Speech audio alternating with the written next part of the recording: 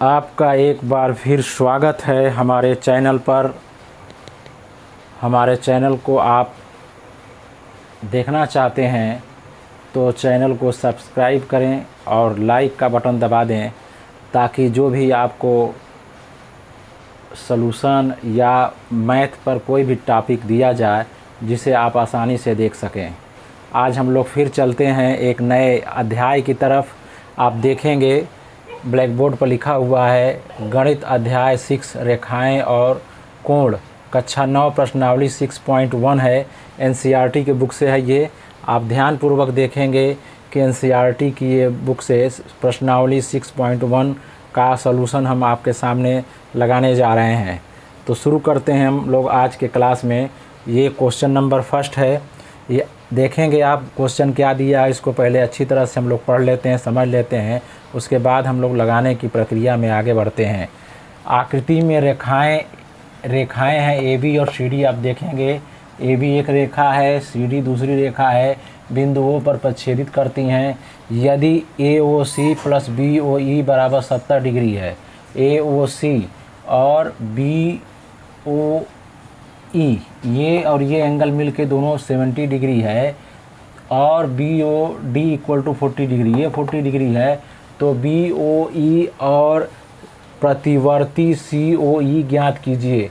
प्रतिवर्ती सी ओ ई ध्यान देंगे आप ध्यान देंगे तो आपको बात समझ में आएगी कि यहाँ पर इसका और इसको मिला के 70 डिग्री है। एक बात और समझ लीजिए, ये 40 डिग्री है तो ये शीर्षाभिमुख से ये 40 डिग्री हो जाएगा। लिखेंगे इसमें, देखेंगे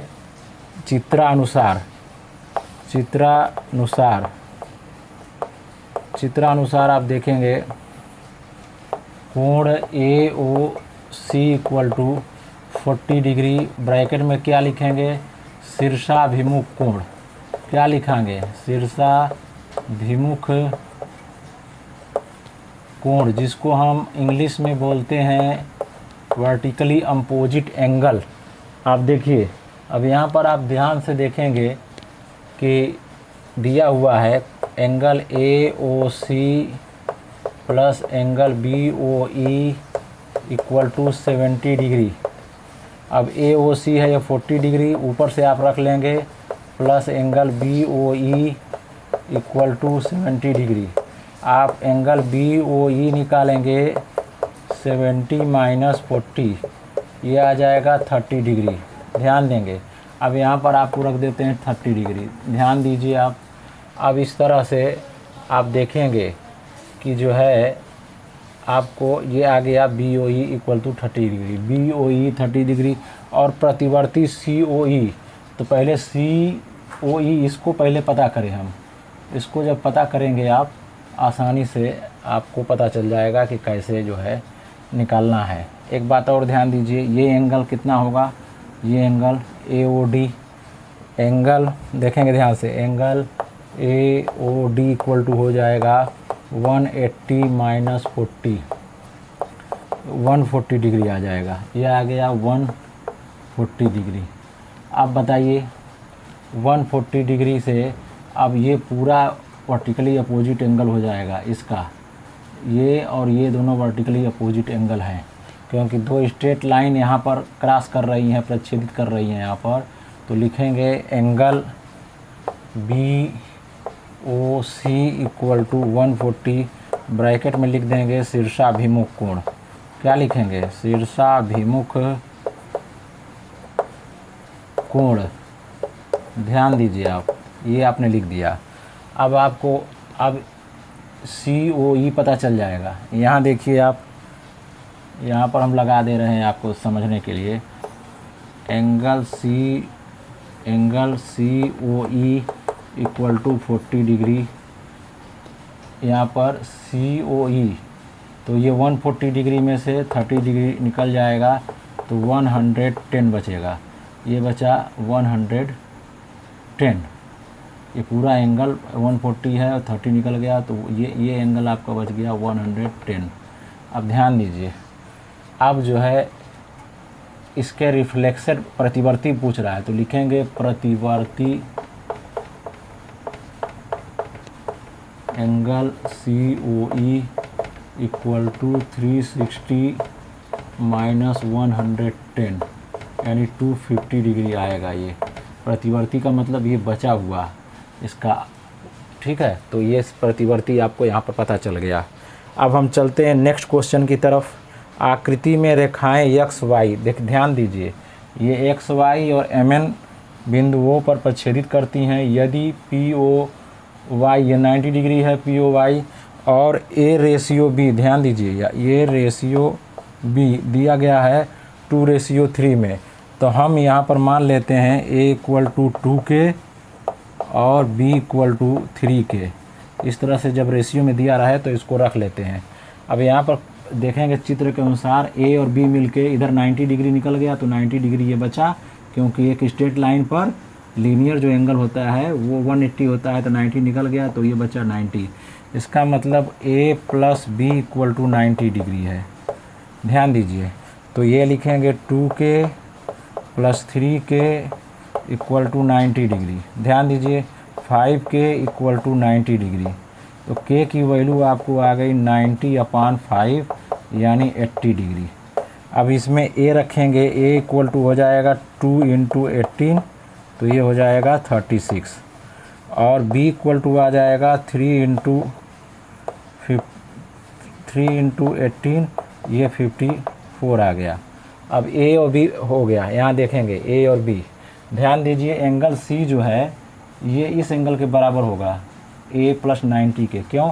वर्टिकली अपोजिट के वजह से, वर्टिकली अपोजिट की वजह से। तो c इक्वल टू लिखेंगे a प्लस 90, लिखेंगे शीर्षाभिमुख कोण।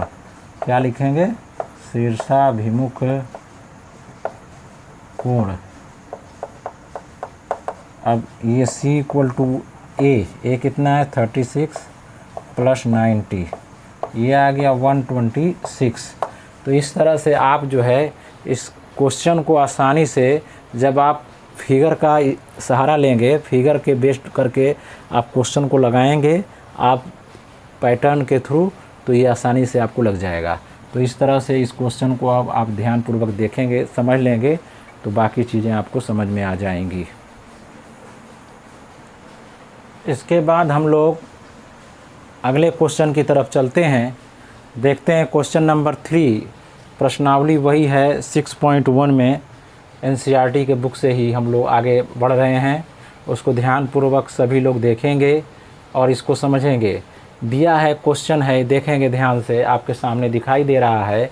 आकृति में यदि पी क्यू आर बराबर पी आर क्यू, यहाँ पर देखिए पी क्यू आर ये equal to P R Q, ये दोनों त्रिभुज में ये दोनों एंगल इक्वल है। यहाँ पर देखिए, अगर 1 मिनट के लिए इसको x मान लिया जाए, यहाँ पर लिखेंगे कैसे? माना या लेट कर देंगे, दोनों सही है। माना P Q R equal to P R Q equal to x मान लेंगे। इसको दोनों इक्वल दिया भी है तो हम दोनों को x मान लिए। अब बताइए लीनियर युग्म पर ये दोनों का ध्यान से देखेंगे। ये इस एंगल को निकालना है तो लिखेंगे angle P Q S equal to हो जाएगा 180 माइनस एक्स, लिखेंगे रैखिक युग्म, रैखिक युग्म, ठीक है। और उसी तरह एंगल, इस एंगल को निकालना होगा तो लिखेंगे P R T equal to 180 minus x, ये भी वही है रैखिक युग्म से। आप इन दोनों पर आप निगाह दौड़ाएंगे अपनी, देखिए दोनों को देखिए, ये भी 180 माइनस एक्स है, ये भी 180 माइनस एक्स है, तो लिख देंगे अतः angle P Q S equal to angle P R T, hence proved लिख देंगे, या यही सिद्ध करना था। इसी तरह से आप इसको कर लेंगे। इसको इंग्लिश मीडियम और हिंदी मीडियम दोनों जो है स्टूडेंट इसी तरह इसको लगाएंगे, ठीक है। तो क्वेश्चन नंबर 4 की तरफ हम लोग चलते हैं। आकृति में यदि x plus Y equal to डब्लू प्लस जेड, ये आकृति दी गई है, एक डायग्राम दिया गया, यहाँ पर देखेंगे ये एंगल x है, ये एंगल y है, और ये w है, ये है z है। तो सिद्ध कीजिए ए ओ बी एक सीधी रेखा है। कह रहा है कि इसको ए और बी को सीधी रेखा पर, तो लिखेंगे चित्रानुसार, यानी चित्र के अनुसार, चित्रानुसार। ध्यान देंगे, चित्रानुसार देखेंगे कि x plus y plus z plus डब्लू इक्वल टू 360 हो जाएगा। क्यों? क्योंकि संपूर्ण कोण है ये, संपूर्ण कोण होल एंगल जिसको बोलते हैं। ठीक है, तो यहाँ एक बिंदु पर 360 एंगल बनता है। अब यहाँ पर ध्यान देंगे, इसको हम अलग अलग कर लेते हैं। x प्लस वाई प्लस इसको लिख सकते हैं w प्लस जेड, बस इसको अरेंज करना है आपको, इक्वल टू 360। अब बताइए यहाँ पर आप क्या रख सकते हैं? w प्लस जेड के जगह x प्लस वाई यहाँ भी रख दें, तो x plus y plus x plus y यहाँ भी आ गया 360। अब देखेंगे 2x plus 2y equal to 360 आ गया। देखिए अब ये दो इसमें से कॉमन ले लेंगे तो x plus Y equal to 360 आ गया। तो x plus Y equal to आ जाएगा 360 अपान 180 आ गया यहाँ पर। अब ध्यान दीजिए, जो ए ओ बी पर एंगल है वो x प्लस वाई है। A angle A O B जो है वो x प्लस वाई ही है, वो जो 180 के। तो किसी भी रैखिक युग्म पर पूरा एंगल 180 होता है। ये पूरा एंगल आपका 180 आ गया। तो इसका मतलब ये हुआ कि ए ओ बी सीधी रेखा है, एक रेखा है, एक लीनियर एंगल बन रहा है। तो ए ओ बी एक रेखा है, एक रेखा है। ठीक है, तो इस तरह से फिगर का यूज़ करके हम इसको अच्छी तरह से लगा सकते हैं। पूरे कॉन्सेप्ट आपको क्लियर होने चाहिए। संपूर्ण कोण क्या होता है, जिसे हम जो है होल एंगल बोलते हैं। एक पॉइंट पर देखेंगे, एक पॉइंट पर जो है टोटल एंगल जो बनता है ये जो है इसको हम कहते हैं 360 एंगल होता है। अब चलते हैं हम नेक्स्ट क्वेश्चन पर। आकृति में पी ओ क्यू एक रेखा, किरण ओ आर रेखा पी क्यू पर लंब है। देखिए यहाँ पर है। अब इसको देखेंगे आप ओ पी और ओ आर के बीच के अन्य किरण जो इस तरह तो सिद्ध कीजिए, किरण है जो सिद्ध कीजिए angle O R S equal to 1/2 angle Q O S minus angle P O S. ये क्वेश्चन दिया गया है। इसको देखेंगे एनसीईआरटी के प्रश्नावली 6.1 में है। इसको अच्छी तरह से देख लेंगे। रेखाओं और कोण के अध्याय में ये पहली एक्सरसाइज है एनसीईआरटी के बुक में। तो आपसे गुजारिश है कि इसको अच्छी तरह से आप देखेंगे तो समझ में आएगा। तो मान लेंगे 1 मिनट के लिए, माना angle R O S equal to x मान लेंगे। तो चित्र के अनुसार देखेंगे आप, यहाँ पर लिखेंगे चित्रानुसार। ध्यान सभी लोग देखें, चित्रानुसार, चित्रानुसार।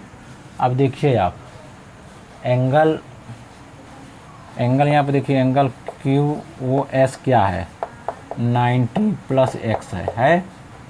ये इक्वेशन फर्स्ट है। देखिए अब फिर चित्र में देखिए, आप देखिए ये पूरा जो है, ये पूरा एंगल जो है ये क्या चीज़ है, ये पूरा, ये भी 90 डिग्री है। क्यों? क्योंकि 90 डिग्री इधर निकल गया तो एक स्ट्रेट लाइन पर पूरा 180 होता है तो 90 डिग्री हो गया। अब आपको अगर लिखना होगा, ये ध्यान दीजिए आप, ये एंगल पी ओ एस लिखना होगा तो क्या लिखेंगे आप, 90 माइनस एक्स लिखेंगे। क्यों? क्योंकि ये पूरा 90 है और x निकल गया तो ये 90 माइनस एक्स हो गया। ठीक है, ध्यान दीजिए। उसी तरह ये 90 प्लस एक्स ही पूरा हो जाएगा। क्यों? क्योंकि ये 90 है, ये x है। अब ये सेकेंड हो गया। अब इन दोनों को घटा दीजिए, लिखेंगे घटाने पर।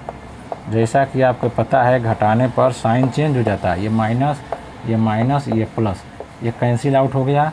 इधर क्या बचा? इधर बचा angle Q O S minus angle P O S. इधर बचा 2x बचा।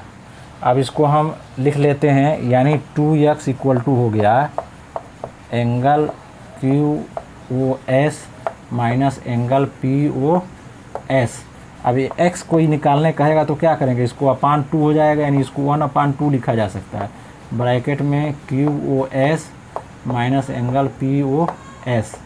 देखिए ध्यान से, अब ये एंगल किसको माने थे आप, आर ओ एस को माने थे। इसका मतलब ये हो गया, इसके जगह आर ओ एस रख देंगे तो angle R O S equal to 1/2 bracket में angle Q O S minus angle P O S. इस तरह से इसी को प्रूफ करना था, हैंस प्रूव्ड लिख सकते हैं यहाँ पर, हैंस प्रूव्ड। ठीक है, तो इस तरह से देखिए कितना आसान तरीके से, कितना आसानी से इसको प्रूफ कर दिया गया है। बस आपको लॉजिकली कोई चीज़ को देखना है, फिगर को देखना है और मेथड को समझ लेना है, आपको एकदम मैथ आसान हो जाएगी। ठीक है, तो इस तरह से आप इसको लगाते रहिए।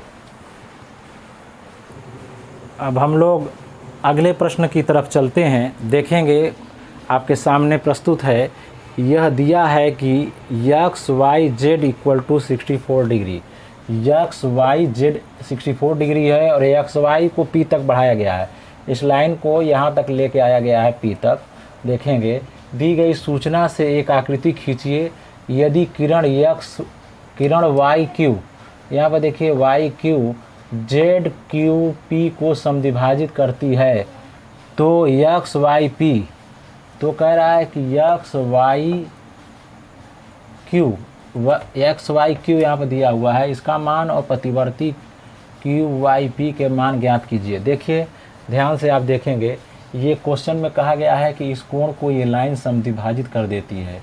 समद्विभाजित करने का मतलब ये हुआ कि इसको इक्वल पार्ट में वो डिवाइड कर दे रही है, तो दोनों इक्वल पार्ट को हम एक्स एक्स मान लेते हैं। ध्यान देंगे तो यहाँ पर मान लेते हैं कि माना angle P Y Q equal to angle Q Y Z equal to x मान लेते हैं। क्यों? क्योंकि वो खुद कह रहे हैं कि ये बाइसेक्टर है इस एंगल का, तो इसका मतलब इतना ये होगा, इतना ये हुआ। तो ये अब देखिए ये पूरा लीनियर एंगल है ये, इसका मतलब हुआ लिखेंगे x plus x plus 64 equal to 180। लिखेंगे आप रैखी युग्म,